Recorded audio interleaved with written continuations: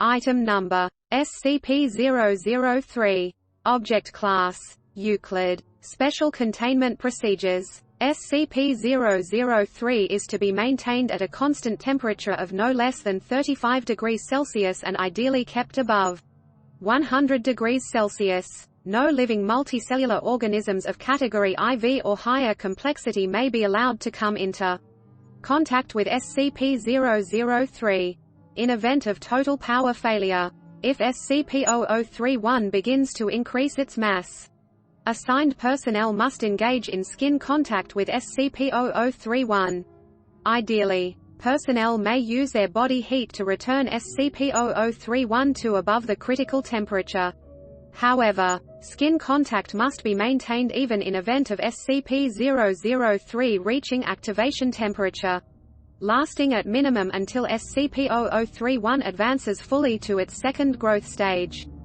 Personnel who enter SCP-003's containment area must first be examined for body parasites of category IV or higher complexity, and sterilized if such organisms are present.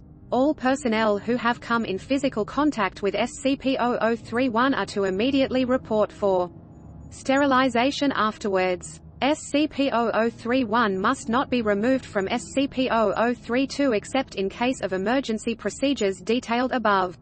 Any significant change in SCP-32's rune activity, including pattern, frequency, or color, should be reported within 3 hours of occurrence. Cessation of rune activity must be reported immediately. SCP-003-2 must be supplied with power via the source-designated generator 003-IX at all times. Description: SCP-003 consists of 2 related components of separate origin, referred to as SCP-003-1 and SCP-003-2.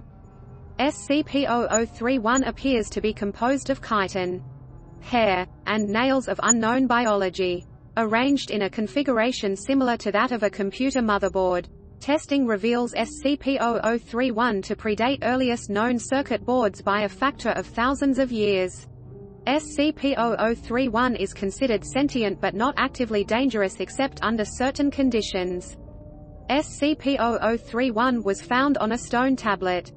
SCP-003-2, on which it currently resides. The runes on SCP-003-2 are not part of any known language, and emit pale, flickering light patterns. SCP-003-2 is controlled by a non-biological internal computer, the contents of which are mostly inaccessible without risk of damaging SCP-003-2. SCP-003-2 is capable of controlled emissions of radiation, including heat, light, and anomalous radiation types. SCP-003-2 contains an internal power source of an anomalous nature, which appears to have been losing power since several centuries before discovery. It is considered probable that SCP-003-2 was created for the purpose of containing SCP-003-1. Partially interpreted data recovered from SCP-003-2 may refer to a past and/or potential future LK-class restructuring event caused by SCP-003-1. SCP-003 was located by Remote Viewing Team SRV-04 Beta.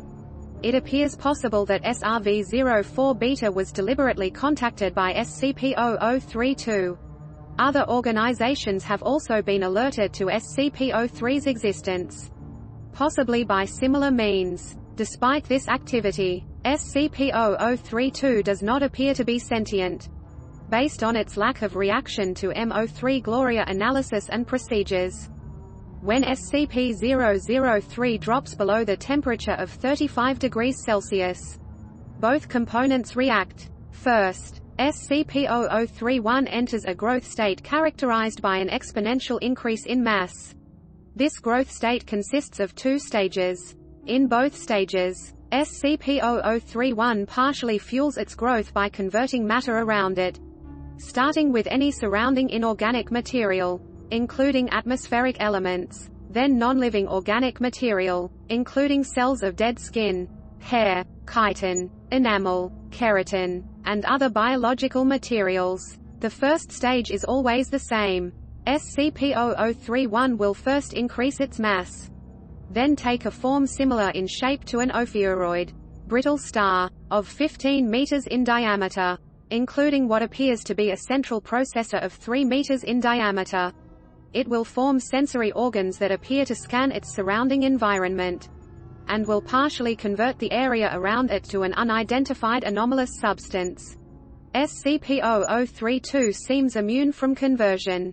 The second stage describes a growth alteration which occurs when SCP-003 comes into contact with living organic material. SCP-003 appears to template itself off of the organic material, and will attempt communication with organisms that match its initial template or templates.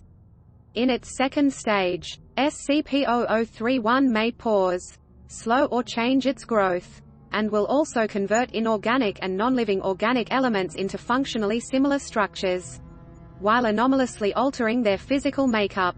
While growth is consistent in the first stage, in the second stage SCP-31's growth rate is diminished by 2090% so long as SCP-003 remains in contact with living organic material. The percentage is determined by the complexity of the organism in contact with SCP-003. SCP-003 appears to devote a large amount of processing power to analysis of living organic material. During each of SCP-31's growth stages, SCP-003 releases bursts of radiation that temporarily inhibit SCP-31's growth, or reverse this growth when the temperature of SCP-003 rises above 100 degrees Celsius. Similar radiation emissions have been replicated or recorded via other anomalous means. SCP-31's biology has been the subject of extensive study. Significant elements have been identified similar to SCP-1512, and SCP-2756, the latter two of which have no further confirmed connection with SCP-003 and no known connection with each other, and none of which are fully understood. Technically, even less understood than SCP-003. Thanks to the extensive cross-disciplinary research on the SCP-003 objects. To date, no convincing analysis has been put forward which satisfactorily explains SCP-31's connection to these SCP objects or others, nor its connection to modern technology beyond appearance and potential mimicry via unknown mechanism.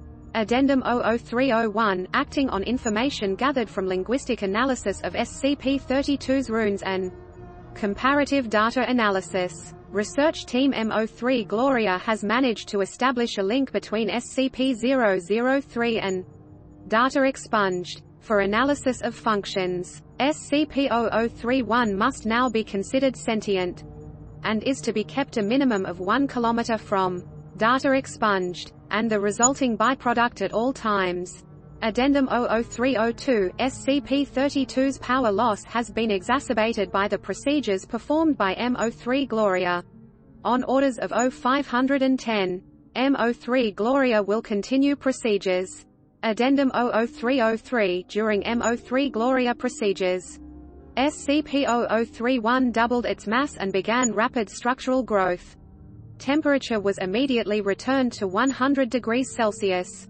Growth and mass increase of SCP-003 continued for 9 minutes and 6 seconds, at which time a sustained radiation spike was produced by SCP-003. In response, SCP-003 returned to its normal state in 3 minutes and 39 seconds. New growth dissolved into a dusty residue which was collected for analysis. Both SCP-003 and SCP-003 ceased all detectable activity. SCP-003 did not resume activity until connected to external power source. SCP-32's runes glowed uniformly gray and did not resume normal activity for 3 hours. SCP-003 no longer appears to be able to maintain containment area at a temperature above 35 degrees Celsius. Without external power supplied by generators 003II through IX. Addendum 00304, the procedure detailed in Addendum 00303 was repeated, and SCP-003 again entered a growth state. After 10 minutes and 13 seconds, SCP-003-2 once again produced a sustained radiation spike. SCP-31's growth stopped for 36 seconds. Then resumed at its previous pace. On quadrupling its mass, SCP-003-1 formed a coherent outer shell and body. After appearing to scan its environment and partially converting its environment, SCP-003-1 then breached containment, entering the observation gallery where 9 members of M03 Gloria were present. On physical contact with team members, SCP-003-1 encompassed them in rapidly grown appendages and stopped growth for 15 minutes. SCP-003-1 then resumed growth, and rearranged the component parts of the center of its form to the shape of a 3-meter-tall female humanoid, with peripheral tentacles shifting to extrude primarily from SCP-31's newly formed hair and spine. SCP-003-1 then produced rudimentary vocalizations in an apparent initial attempt to communicate with researchers. Data expunged. An unknown individual approached the compromised containment area in company of a full squad of agents. The individual claimed to be acting on orders of O-510 and attempted communication with SCP-003-1. Data expunged. Following this incident, Agent Jackson of M03 Gloria successfully restored power to SCP-003-2 and activated backup generators to return the temperature to 100 degrees Celsius. SCP-003-1 returned to its normal state in 21 minutes and 7 seconds. And was successfully recontained without incident. All 9 members of M03 Gloria affected by SCP-003-1 were afterwards found to be physically unharmed, with no residual effects besides psychological trauma. The converted materials of SCP-003's former containment area did not dissolve and are now under analysis. Addendum 00305, in light of the previous incident. O-510 was removed from the O-5 Council by joint decision of O-5. O-5 and O-5 M03 Gloria procedures have been indefinitely suspended.